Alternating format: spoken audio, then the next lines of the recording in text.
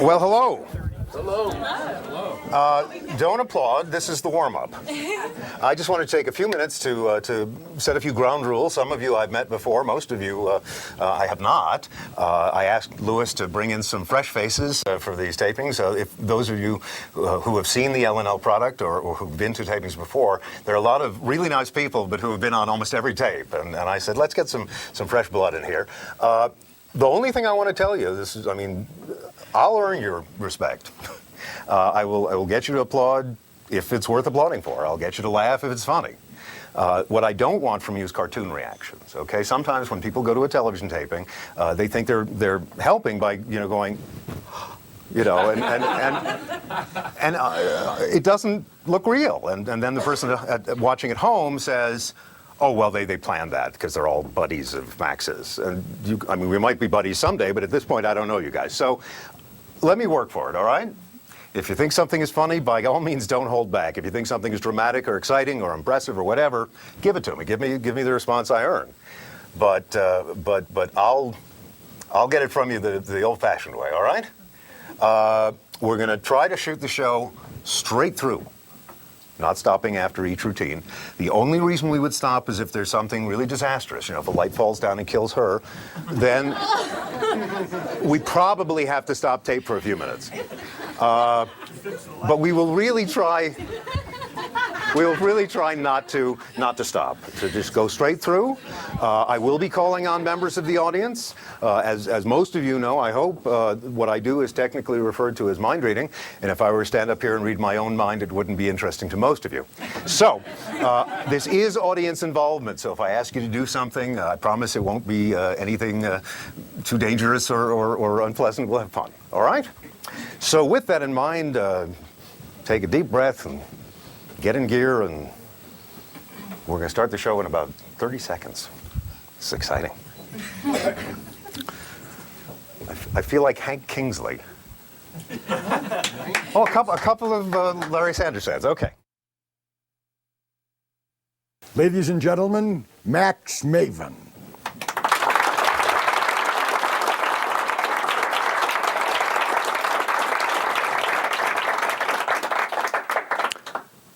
Who would have thought that show business would be so glamorous?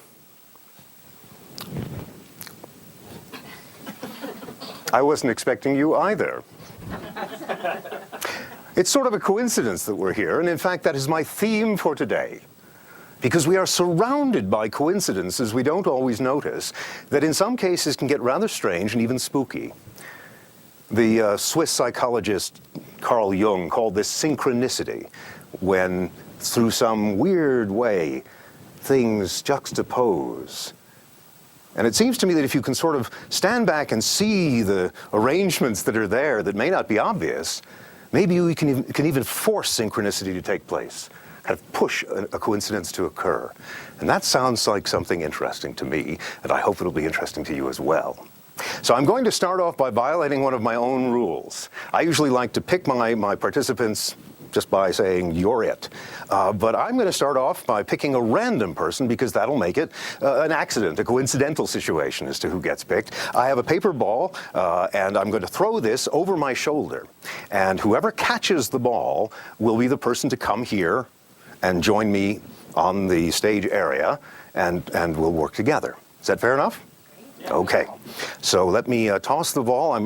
I can't see, so if I hit you in the head, it wasn't intentional. Someone got it? Young lady there. All right, would you come and join me here? And you'll get a nice round of applause. Hi there.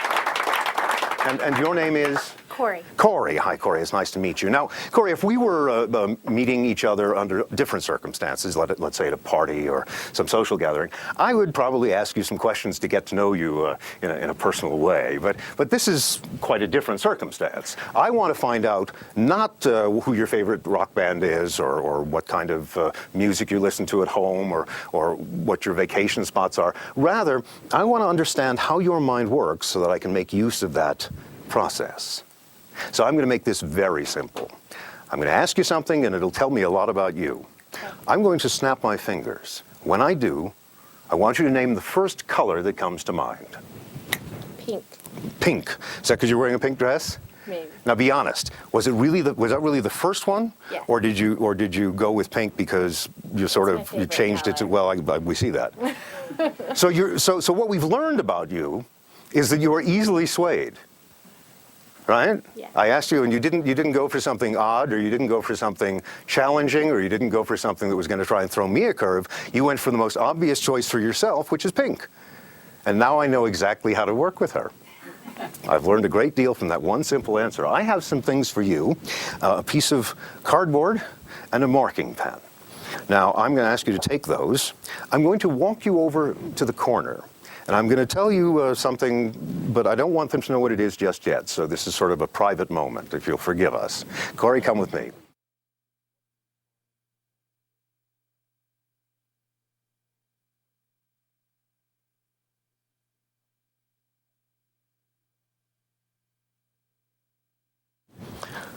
Young lady is thinking of a number which she's going to write down on the board, but she's doing it in a way that no one can see. I'm deliberately not looking in that corner, but I'm hoping even those of you who can see in that corner, I asked her to sort of screen her activities so that no one would see what she's doing. I have a smaller piece of cardboard and a pen, and we're going to use some smaller numbers. I'm going to move out among you. I'm going to ask several members of this audience to name single-digit numbers, and I will write them. You'll see that I'll write whatever it is you ask, and we'll see something interesting, hopefully in the way of a sort of nexus here. So with that in mind, the young lady here, what number do you like? 3. 3, all right, I'll put that there. What do you like? 8. 8, okay. How about the gentleman here? 6. 6, all right, that's a good one.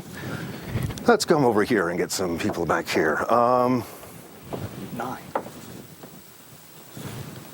7. 2. I'm sorry. 2. Okay, we've got ourselves a tally. Let me put a thing there. Who's good with numbers? Anybody, or they're all ducking? Are you okay with numbers? Do you mind trying to help me out here and add these up? All right. Add them carefully because this is for posterity. Okay. And Corey, you can turn to face the audience, but keep that the drawing. You wrote something big. Okay. And what's your name? Shannon. Shannon. I'm sorry, I didn't mean to distract you in the addition, but Shannon is doing her addition now. And have you got a total? No. No. Well, then take your time. Far be it from me to rush these things.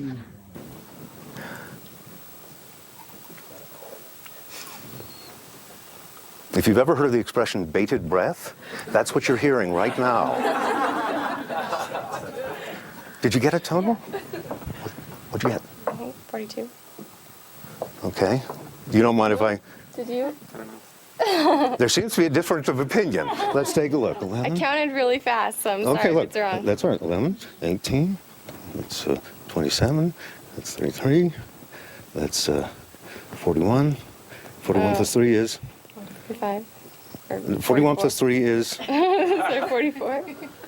Sorry. You want to look over her shoulder and check this for me? I did. Is that in fact the right total? That was the one I gave up. Is that? No, check it one more time. No, it's right. Because we can get a calculator.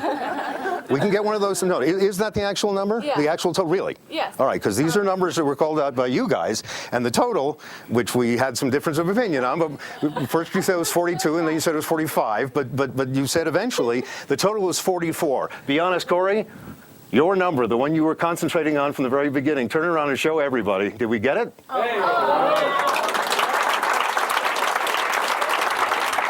Thank you very much. You can return to your seat. I appreciate that. That's a little gift for you.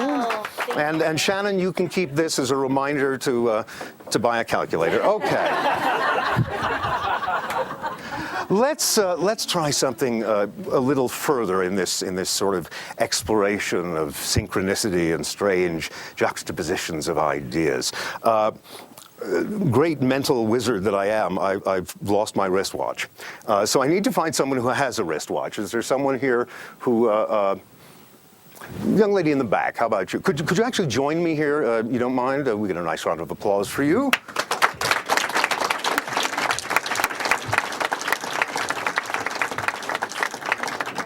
please. Okay, and your name? Sarah. Sarah, all right, Sarah. You have got a watch. You don't mind changing the setting? No. All right. And let me get some, I'm going to borrow a watch for my own use. So someone who's got a manly watch. Okay, good. And your name, sir? Frank. Frank, all right. We got Frank. And if you'd be so kind, Frank's watch, you don't mind if I change the settings? Now, you've got several little buttons and dials here. This is pretty complicated. But the main watch is this one here. If I pull that out, and no, that was, I want to move the hands, Frank. Oh, here it is. Okay, okay. It was changing the date. That would be a foolish thing to do with an experiment in wristwatch time. Okay. Yeah, that works. That does work. Now, take your wristwatch off, if you would. And pull out the stem. Not all the way. That would be expensive. You got it. And so it twiddles appropriately? Yes. Okay. What I will ask you to do is this. You see about how fast I'm turning it? That's about how fast it is to turn it, I think, and still be safe. Okay. All right? If you turn it too fast, you might break the watch, and even though it's your watch, I'm looking out for you, all right? Okay. So I'm going to take my watch, or actually Frank's watch behind my back. You take your watch behind your back. We're going to stand so that we can't see what's going on behind each other's backs, and we're going to twiddle. Go ahead.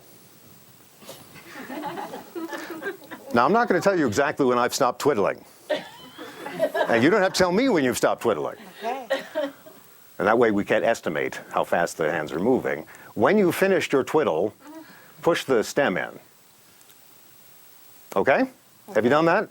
So you've locked into an unknown time based on your twiddling. Yes. Turn the watch so that it's face down, and we'll trade. Okay? Okay. So I don't know what's there. You don't know what's here. We're being as fair as possible. Let me take a look at what you've got, and you take a look at what's there. Okay? And now, if you would, turn it face down and twiddle again. Remember what that time was, but twiddle again, so that there's no way I can peek at that and see what it was, and there's no way she can peek at this and see what it was. Fair enough? Mm-hmm. All right. Have you retwiddled? No. It's the middle one, right? It was the middle one, yeah. Yes, I've retwiddled. Oh, good. And push the stem in. And Frank, you can deal with resetting this later. I'm sorry about that. And this one's yours. I'll give that back to you. You can reset it later. Let me come over and grab another couple of pieces of poster board, and I have two markers. So you take one of each, and I'll do the same. Now, I'm going to draw a reasonably good circle. And I'll put a little spot in the middle like that, and so that'll be 3 o'clock and 9 o'clock there, and 6 o'clock at the bottom, and 12 o'clock here, so that'll be o'clock. Get it? Right. Okay. I got it. I'm going to turn away from you and ask you to fill in the time you're thinking of. Anytime. No, the time you twiddled. You got it. Otherwise, this really makes no sense. Okay. And we've wasted the resetting of Frank's watch. No. You write down the time you twiddle too. I'm going to do my own writing, but don't look at what I'm writing, and I won't look at what you're writing. Is that fair? That's fair. Okay.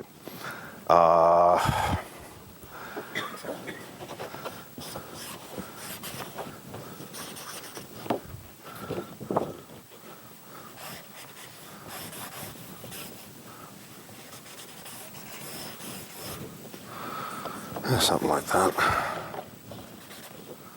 All right, let's see what our situation is. Or not. Did you finish? Yeah. Okay. Let's see your clock face. What do you got? I almost messed up, but there you go. Oh, that's pretty good. That's sort of It's like almost 10 of 3, or is it actually 10 of 4? No. It's hard to tell what you're trying for. That's 3. Okay. So it's 10 'Cause to that's 3. It was like 10 all right. to 3. But it was up in that range. But was the hand here actually on 3? See, because when you're turning No, it it, wasn't on 3. It was almost on 3. it was a little off of. Okay. It's important that we establish that because, when you're trying to tell analog time, it can get confusing when you're not on the actual thing, because as it's traveling, if the number's here, it could be confusing as to whether this represented approximately 250 or 350. Would be confusing, see? Which is why I went digital. It would be 349.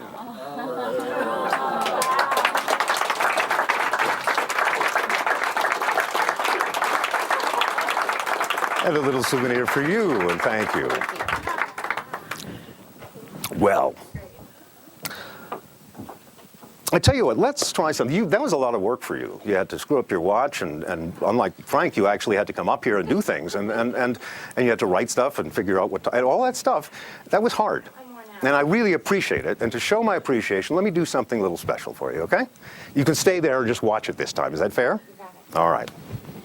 Let me get someone to join me here, and we'll try something special just for this young lady. And I'm going to get someone further back who hasn't helped me out yet. How about the gentleman there? Would you help me out, sir? Your name, sir? Kaylin. Come and join me, Kaylin, and get a nice round of applause. All right. Kaylin, have you met this young lady before? No, I don't. Introductions are in order. Kaylin. Hi, Sarah. See how easy that was? Now, Sarah, this is for your entertainment. You can just sit there and relax. Kaylin's going to do all the hard work. Oh, great. Kaylin, what I have brought with me, a little bag of plastic chips. These aren't poker chips. They were once. But now they have a different meaning. Because now, on each of these chips, I have written the name of an astrological sign. Not surprisingly, that means that there are 12. One for each of the standard zodiac signs. Do you know your own sign? Yeah, I do. Don't tell me. Because we're going to do this for Sarah. And so I want to make this. Do you know Sarah's sign? No. Good. We're going to keep it that way. Because that way, this can be really impressive. Okay. I hope. Now, have you ever shuffled poker chips? No. What you do is this. You grab the poker chips in between your cupped hands, and you do that. Okay. Is this within your... I think I can handle that. Good. Cup your hands and take the poker chips and... Good. I'm going to hold my hands behind my back, and when you're finished with your shuffling, drop them into my hands. All of them? Yep. Okay? All right. So at this point, we're talking really messed up here. It's pretty messed Yeah.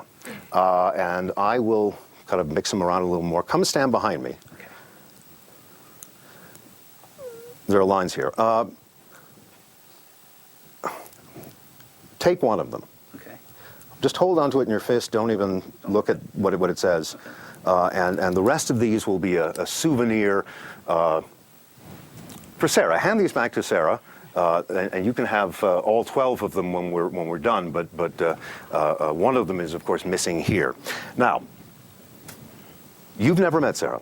No. I've never met her before. She seems like a nice lady.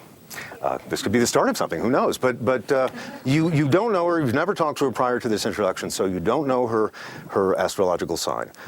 Correct? You mixed up the designs, the different designs of the names of the zodiac, is what I'm saying. You mixed everything up, and you grabbed one, everything's fair.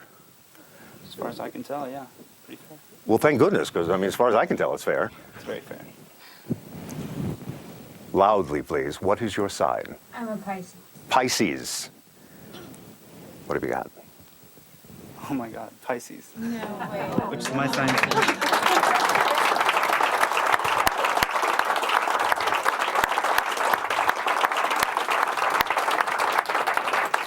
And just to show you that this synchronicity thing really does go somewhere, what's your sign? Pisces. Thank you very much. You can go back to your seat. I'm going to give this one to you, Kaylin. And if you want to get together with Sarah later to put together a full set, that's your business, all right? Give them all a round of applause. All right. You know, I feel so good about the way things are going with all these strange and exciting juxtapositions that seem to be connecting pretty well, that I thought we would try something even a bit more difficult and involving something along the lines of a television game show. Because everybody likes those, right? You go and you play a game, and depending on how you play it, you can win a prize. So in this case, several of you are going to win prizes, so start getting excited. Let me do this. Let me rearrange the set for just a moment. That looks pretty good. And I have some materials. First of all, neatness counts. We will put a little newspaper down here. And then I have the actual prizes. And there are a total of 6. And I have numbered them for easy reference. Here's the way the game works. 5 people will get the opportunity to join me here in the front. And each of those people will get an opportunity to choose one of these prizes by pure chance. Whatever is the prize, you get it, you keep it. It's yours. Sound good? No strings attached. I get to play 2. So we'll have 5 players, I'll get what's left. I think that's pretty simple. And that's a good one. Oh, I remember that, yeah. Oh, that's even better. There's more than I thought. Okay, good. This is going to be good. Let me get some people to actually come and play the game. How about the young lady there? I notice your outfit is color coordinated for this show. Come and join me here and you get a nice round of applause. What is your name? Angela. Angela, and they forgot the round of applause, but they'll get it. Hi. Angela, it's really easy to play this game. 6 bags, what do you know that is used for deciding among 6 things? I'll give you a hint. Dice. Yeah, there are 6 sides to a die, and so that's an easy way to choose a bag. So take the die. If you want to roll it a few times to see that it comes up different numbers, go ahead. Yep. Yeah, okay, now this time counts. Whatever number you roll, you get to keep what's in that bag. Fair enough? Roll the die. That's a 6, down over at this end. Would you be so kind as to take bag number 6, open it up, and pour whatever is in it, because they all have different materials, pour what's in it onto the newspaper. And we have tissues, large parts of which have not been used. No, look. So congratulations, you can claim this after the show. But that was our first contestant. All right. So far, so good. Let's get someone else to come up and try their luck. How about the young lady back there? Can you make your way down? And you get a nice round of applause. They're catching on with this. Hi there. What's your name? Athena, very, very dramatic. Come around here if you would, Athena. If you would, roll the die. Now, 6 has already been used up, so if you roll 6, you got to roll again. But you got 5 options, so give it a shot. 4, bag number 4. Reach into bag number 4, and well, actually, it's safer if you just dump out what's in bag number 4. Just dump it. Just dump it out.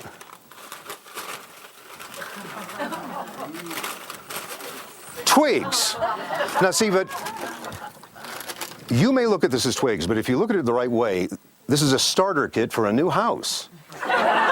So it's a really cool prize, and congratulations. I know you're going to enjoy it. And that was Athena. All right, let's get someone from over here. How about the gentleman who's sitting here in the corner? If you would join me, sir. Your name? Bob. Hi, Bob. How are you? And they've lost that Pavlovian response to the, no, they got it. Okay. Bob, if you would, we've still got 4 opportunities for you. We'll roll that die and see what you got. And you got 6. We've had that already. Let's try to be original, Bob. All right. And we got 5. Good. All right, 5. 5 is yours. And open it up, dump it out. What you got? Oh no, see, as most people know, the peel or rind of an orange is where all the vitamins are concentrated. Excellent. Plus, it gives you roughage. Thank you. So enjoy this after the show with a little after-show treat from me. All right, thank you very much. Let's get someone from farther away where they thought it was safe. How about the gentleman there in the second row in the blue, the one looking behind her, wondering who I'm talking to? Yes. Round of applause as he comes up here. Nice to see you, sir. Your name? Jeff. Jeff. 3 options remain. 1, 2, and 3, in fact. So if you would roll a low number. Like a 3. And you did. That was remarkable. You should be doing the show. Dump out what's inside. Thank you so much. Here we go. Oh! Now, as you can plainly see, these cigarettes are not smoked all the way down. Not only that, Jeff, but several of these cigarettes contain the DNA from our cameraman. Consider the possibilities. Okay, so you have like a whole science experiment coming up. Thank you for coming up, and you can claim these after the show. Well, it's down to 2. It's down to number 1 and number 2. So one last person gets to be the lucky player to attempt this. And how about we get the lady there, if you would, come and join me, and we'll see if this thing works. Yeah, good. All right. Hi. Rachel? Yes. Rachel, hi. Rachel, if you would, take the die and roll it. Now, you may have to roll it a few times because we've only got the 2 possibilities left, but go for it. 6 is, we've had 6. We've had 5. She's going to work her way down the chain. 6 again. Do you know how to dance? Oh, no, we got one. We got one. Okay, good. Dump it out. What you got?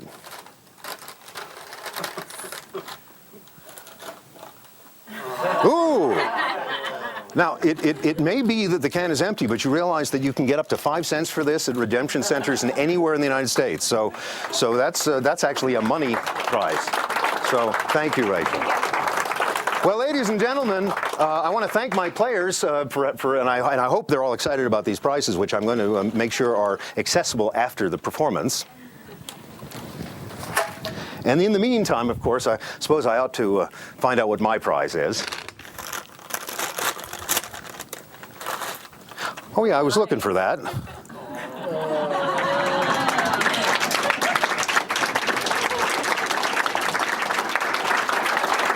And the show is right on time. All right, let's strike the table. And for reasons having to do with continuity, I'm going to take off the watch. That has to do with editing that will come around later on. So, with that in mind, let me just place a couple of things here, and we will proceed with our regularly scheduled show. I think we're going to try something a little different. This sort of juxtaposition idea of synchronicity is fascinating, and I think we can take it a step further. Because if theory holds true, and if these juxtapositions, these connections between events and people are real, then theoretically there are similar connections between people and objects, particularly objects that they own and that mean something to them. So in other words, I don't mean, some change in your pocket, because that might only be in your pocket for half an hour, and it might have been in 20 other people's pockets. But if you've got a lucky coin that you always have on you, or some sort of a charm, or a piece of jewelry, or something, then theoretically there may be some sort of a connection. And that connection is what is referred to as psychometry.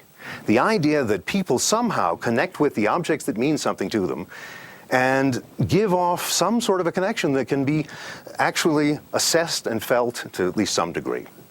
And that's what I'd like to try, using a few of you. All right? So, I'm going to ask several people to help. Each of the people who will help me, I need you to have something on you that has some meaning for you. In other words, if you've got no pockets and you have no jewelry and no nothing, then don't participate. Just say I can't do it. Fair enough? All right. I'm going to use some envelopes here of the clasp closing kind, which is safer on your tongues. And the envelopes are pretty opaque, and I'm going to ask 5 people, since that's how many I've got, if they would put something in. Now, the gentleman sitting back here, your name, sir? Mike. Mike, do you have something on you that would fit, don't tell me what it is, but do you have something on you that would fit what I've asked for? A token or a coin or a keepsake? Not a driver's license or something with your photograph, because then it's going to be too easy if, oh, this has Mike's vibrations. And his driver's license number, but something that you've had for a while, and don't do it yet. I'll tell you when. But when it comes time, you'll put whatever that mystery object is. Is that fair enough? Okay. How about the lady here? I haven't worked with you yet. What's your name? Mary. Mary. Mike and Mary. It sounds like a folk singing act. Mary, do you have something with you that you could put in? All right, good. Let me get someone a little further back. How about the gentleman in the pink shirt? What is your name, sir? John. John. We have a room named after you right over there. John, same deal. Do you have something that'll be different from what other people have? Okay, good. Let's get someone, how about way in the back, the young lady in the blue? What is your name? Cindy. So we've got Mike, and we've got Mary, and we've got John, and we've got Cindy. We're sort of, this sounds like the Brady Bunch. It's all really, these are like really, really white names is what's going on here. Not that there's anything wrong with that. Okay, let me get one last person, and I know you're out of camera range, but that's okay. I'm going to put you in camera range. What's your name? Chris. Chris, can you do this, or you're not sure you have anything with you that's interesting? Well, don't show it to me, Chris, because that'd be stupid. Just feel in your pocket. You have nothing interesting on you? I'll do it. I got something. Okay, you have nothing interesting, but you do it anyway. All right, Chris, take that. Oh, we've got 5 people now. Let's get this straight. We have Mary over here. Over here rather. Mary over here. Mike over here. We've got it was John over here, Cindy in the back, and Chris over here. I'm going to turn around, and when I do, I would ask that each of you put that object into the envelope. Please do not show it around. Don't show it to the camera. Don't show it to the other people here. Just keep it your own information. I promise you'll eventually get them back. Whether I'm right about these things or not, I will give them back. I would also ask that when you put the object in, you close the envelope with the clasp. You don't have to seal it with your tongue because that's a drag. But close the envelope, seal it down. And when all of the 5 people are finished, let me ask, Corey, would you help me on this? When they're finished, you'll collect the envelopes, and I'll keep my back turned. So you'll know when they're finished, because when each one is done, he or she will raise their hand in the air. This will tip you off. Okay, I'm going to turn around and I will ask my 5 players to please do what was said. In other words, over here, Mike, you're going to put some object that has some sort of meaning for you, and you're going to put that into the envelope, something that you've had for a while and that in some way reflects some aspect of your life and your experience. And Mary, the same thing is going on for you. In the back, Cindy is going to do the same thing. Off to the corner, we're going to have John doing that, and Chris over here, who wasn't sure but now is sure, is going to put something from his pocket into the envelope, and when they are done, each of these people will close up their envelopes and then raise their hands, and that way Corey will understand when it is time for her to gather up all 5 envelopes. Corey, let me know when you have done that. I hear some motion behind me. I hear the rumpling and crumpling of envelopes. I think, Corey, have you started to collect the envelopes? We're collecting. Oh, okay, almost there. Good. And when you have got all 5 of them, Corey, do me a favor and mix them up so that you yourself don't remember who gave you which one. Have you got all 5? Yep. Then I shall turn around and I shall take the envelopes, and I thank you, and you can accept all of this applause for your help. Now, I do not have a clue as to what's in here. There's some differences in weight. This is a bulky one here. This one feels pretty light. But I don't know, the details as to who's got what. So this is what kind of makes it interesting, isn't it? So this seems to be like the lightest one. Let's find out what this is. Is there anything in there? Okay. I can actually see through the light that there is something in here. So otherwise I was thinking that maybe it was... okay, it's a ring. It's actually, if these are real, that's a hell of a ring is what it is. It's a diamond ring. It's probably a woman's ring because of the size and style, but tastes have changed in terms of no, I'm serious, in terms of what is now acceptable jewelry for men. Get it? So for that reason, and quite seriously, it is possible, because I wasn't looking at the hands of these people, that one of the men might wear this as a pinky ring, and it would not be all that out of place. I would rule that out on Mike's part. He doesn't seem that, just in terms of the type of behavior. But the whole idea is for me to try and get a sense of who this is. And the sense I get about this is the person who owns this ring. First of all, I have a feeling that the ring has a history to it. And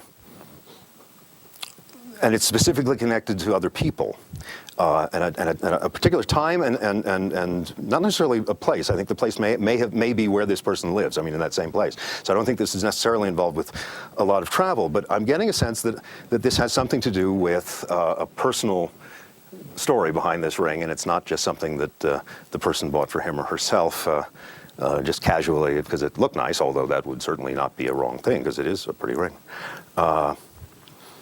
But I get the sense that there's a background here involving another person and a particular event or time. and I'm trying not to get any readings off your faces, and you're doing a wonderful job of not giving me any.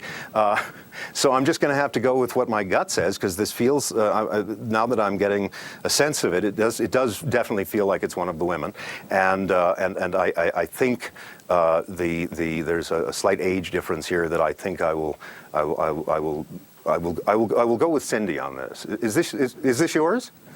But is this connected to a particular person and some time and event? Friendship. So there is specifically another person involved. You didn't just buy it for yourself, and it has a history and a background. And hey, this stuff works. That's a beautiful ring. It's a beautiful ring, Cindy, and thank you. Cool. All right, let's see what we got here, because. Well, this is the heaviest one. This is the bulkiest one. So, the hell, we'll go from the lightest, littlest one to the big bulky. Oh, a cell phone. Now, a few years ago, I might have said, a cell phone isn't a very personal thing. It's kind of, it's a mechanical, technological gadget. But the way people work with cell phones now, they are personal. I mean, I know people who, if they accidentally walk out of the house without a cell phone, freak. They just go nuts. And is that you? And they do. And then they have to actually go home. I know people who missed appointments because they left their home without their cell phone and had to go back and get it. They could not. It was like going outdoors naked. I mean, they just couldn't. So clearly, a cell phone is something that these days has a real personal thing to it. This one actually has a sticker on the back. That's so it is personalized, and it says 30 seconds to Mars.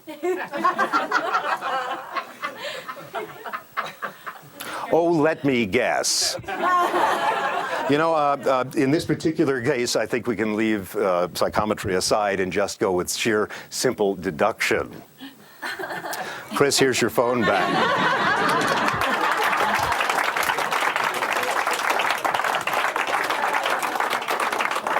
Okay, I'm willing to go with. I mean, if something is, if something calls out to me, and the fact is, I didn't see the two older guys. You could certainly have cell phones, but I don't think you'd have a sticker that said 30 seconds to Mars.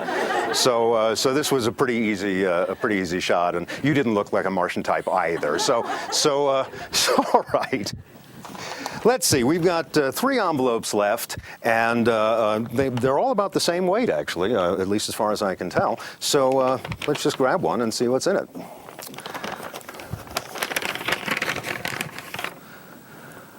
Now, when I reached in at first, I thought this might be a lipstick, and I was going to say, okay, I'm home free because there's only one woman among the 3, and I was pretty sure that neither John nor Mike.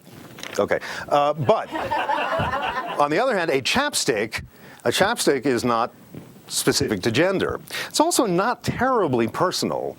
I don't think people get attached to their chapsticks. Because among other things, you use them up and dispose of them and so forth. On the other hand, this person might have put the chapstick in because he or she has a sort of generic affiliation with chapstick. There are certain people who never leave the house without a chapstick, and so even though this chapstick may be a temporary thing, the concept might be what we're working off of here.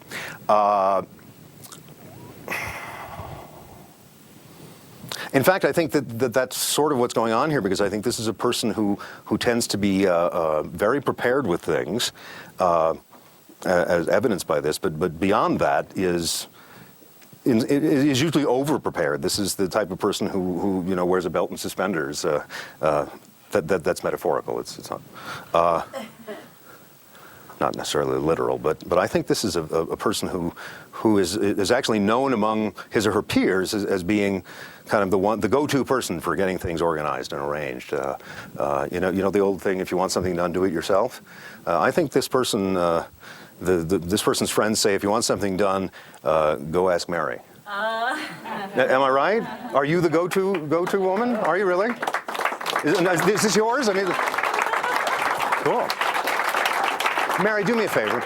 Would you come here for a moment? If there is something to this psychometry thing, that ideas and emotions and situations and objects all kind of juxtapose, if you can sort of stand back and see them, I have something to tell you that is just between you and me. It's not their business, so you take your chapstick, and I'm going to whisper it to you, and it's just a simple thing. Andy, please turn off the boom and turn off my mic, and in fact, I'll cover it up just to make sure, because this is between me and Mary. This is between, now you couldn't hear that. This is between me and Mary.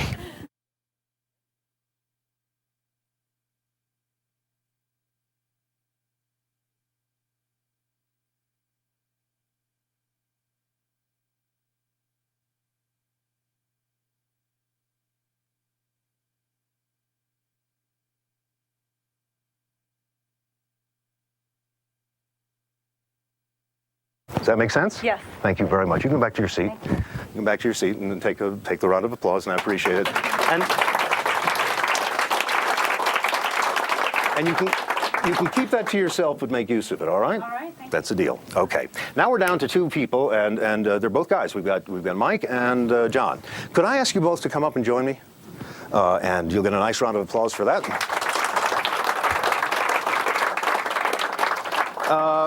These two envelopes are approximately the same weight and size. I'm going to give each of you a task to do. So let me do this. Let me ask Mike, you take the two envelopes and stand back behind there so that in a moment when I'm facing forward, I won't be able to see what you're doing. And I'll tell you what to do in just a second, all right? But you just hold the envelopes.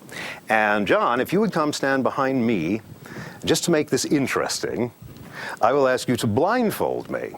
All right? Now, when I am blindfolded, as John is tying that, and please tie it tight, Mike, if you would you please just, you can pull it tighter than that. Would you take the objects out of the envelopes? Okay, any tighter than that, my head is going to crack. Have you done this before? Yeah, it was very well done. All right, Mike, have you taken out both objects? Not yet. Okay, take your time. I've seen this before. Actually, this part I haven't seen before. I have them out. Okay, that was sort of a concept joke. Mike, you've got two objects. One of them is yours, one of them is John's. Do not tell me which is which, but place both of them into my hand. Just at the same time so that I don't have a chance of knowing anything. Fair enough? Yes? They're there. Okay, Mike, you can drop the envelopes.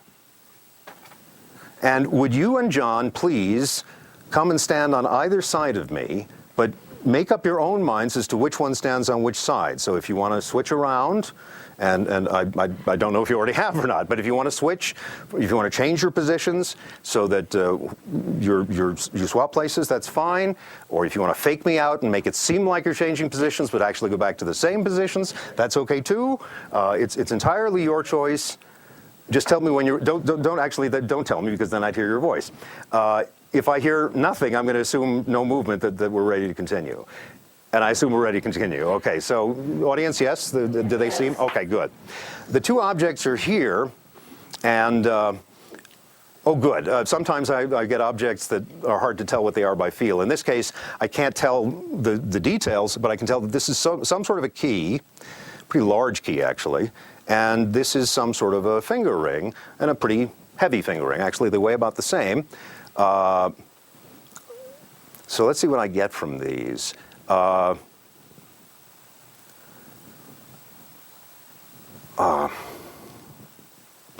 person who owns the car key is a person who uses whether he uses this literal expression or not.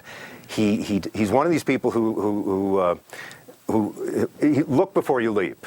You know what I mean? That he checks. He's not impulsive. He checks his options first, and then makes a decision before moving on. He isn't impulsive, and therefore he stays out of trouble. The person who owns this ring is I sense is a little more adventurous.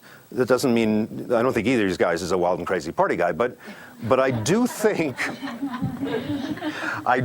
that this person actually has a kind of practical joking side that doesn't surface all the time, but when you least expect it, he pounces. That's what I think. So let me see if I can correlate these objects with the two people and then figure out who's where. That's the idea anyway. I think that, and please don't say anything, guys. Just stay where you are. But I think that the guy who's a little cautious and who takes that safety measure is Mike, and I think Mike has got the key. And I think the ring, the guy who's sort of the stealth practical joker, is John. Now the question is, where's the joker emanating from? Let me do this. Let me change that. That feels better. Take that object and just cup it so that they can't see it. Take that object, cup it so they can't see it. All right. Oh, hi. Okay. If you've got your object, you can go back to your seats.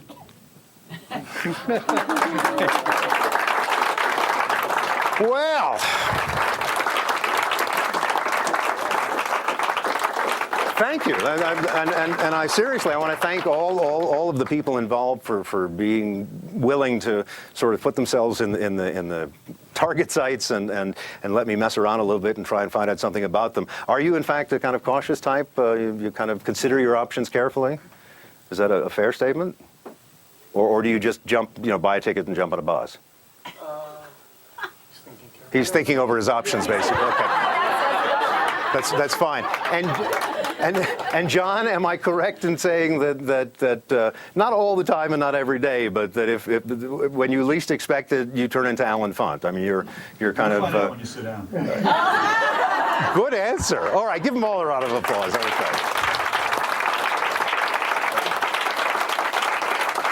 Well, let's take this a step further, because if we can get to this juxtaposition of people and objects, and maybe we can make it even more abstract. Maybe we can make it just a juxtaposition of ideas, all right? Or at least try to get as close to that as possible. So I brought with me some source material, since we're kind of under pressure here and I don't want anybody to have to work too hard in terms of getting an idea. So let me show you. I brought, these are just some current magazines, and I picked these in particular because they all have a lot of photographs, so that almost every page has some sort of a picture, a drawing, a photograph, an image, a rendering of some sort, so that you can go with that, or in the case of, if there's text, usually at least there's a headline with some kind of strong idea, rather than something really, the stock reports are not in here. So that's going to give us a chance, hopefully, to use these in a way that is kind of efficient. So it was Frank, right? Yes. Yes. Frank, could I ask you to you don't have to get up, but just let me toss these at your feet, okay? 'Cause I'm going to stand back here. And I will ask you, Frank, just to reach down and pick up a magazine for us. And any one, or any two or three, because I want you to look it over and make sure that it's not some kind of a special Max Maven magazine that talks about me on every page or something. It's what it appears to be. Is that correct? All right. So you grabbed a couple of magazines and you're happy that those are legit, yes? Yes. All right. I want you to pass one of the magazines back behind you so that other people have the chance to figure that out, and you can pick up. Is that the one you want to keep then? Yeah. Okay. And you can pick those up now or later, but that'll be your magazine, Frank, and we'll just make use of that. Okay?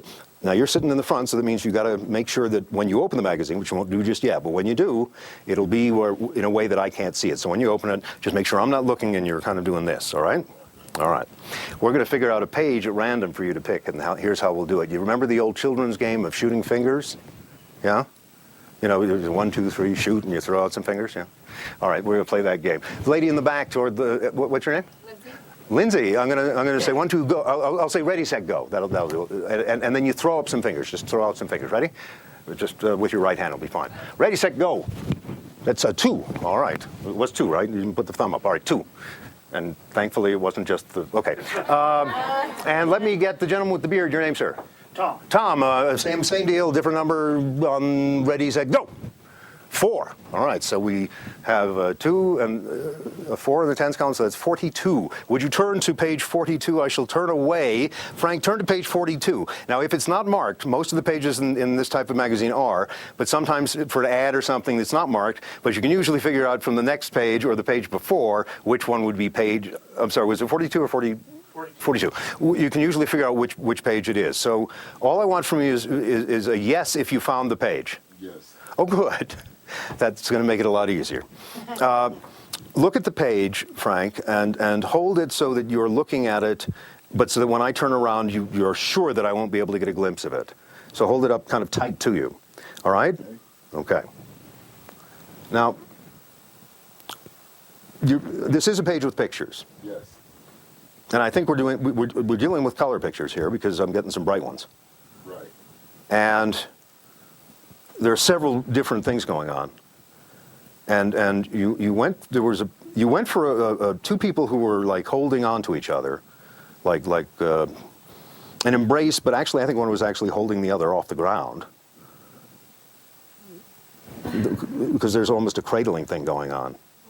Is that right, Frank? Yes. Okay, see, if you only think yes, I'm the only one who knows that you're confirming. So, but you just moved away from that picture to another picture. You just looked at a picture that involves, it's a picture that involves people, but it also involves an animal. Is that right? Yes. That wasn't the picture you were looking at before, but it's the one you're looking at now. Right. There's an adult.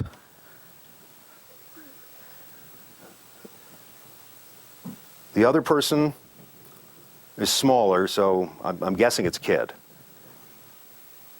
Correct. But the animal is plus, so there are actually 3 beings in the drawing.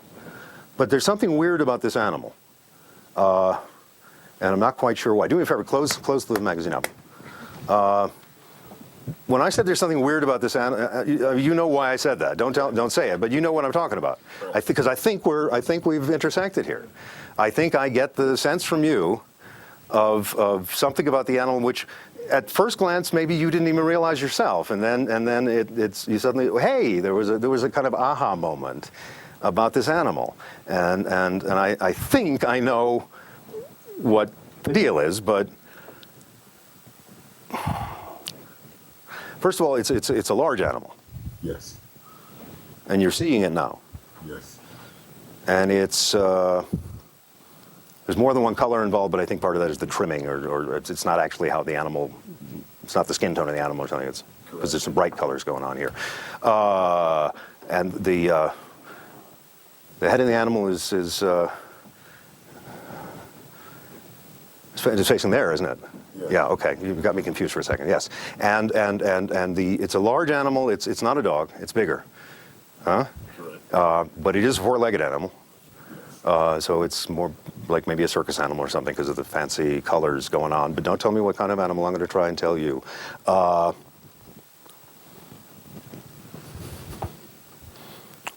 Okay. Stop thinking of the woman. I think she was pretty, but. But I'm going for the animal. Okay.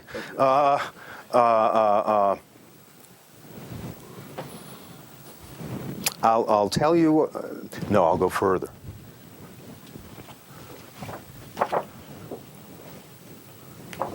I'll commit myself in print.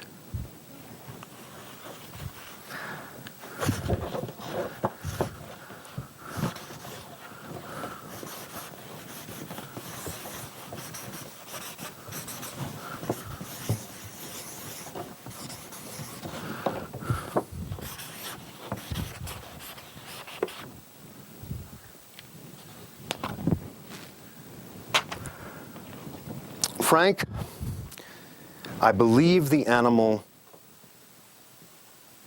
yes or no? I believe the animal is a horse. Yes.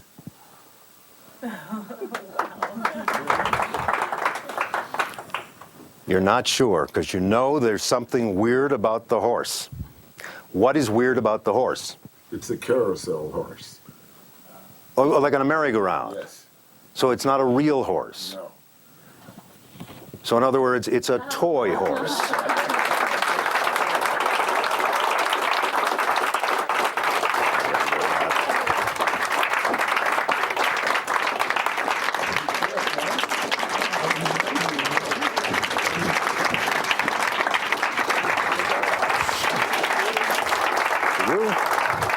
you.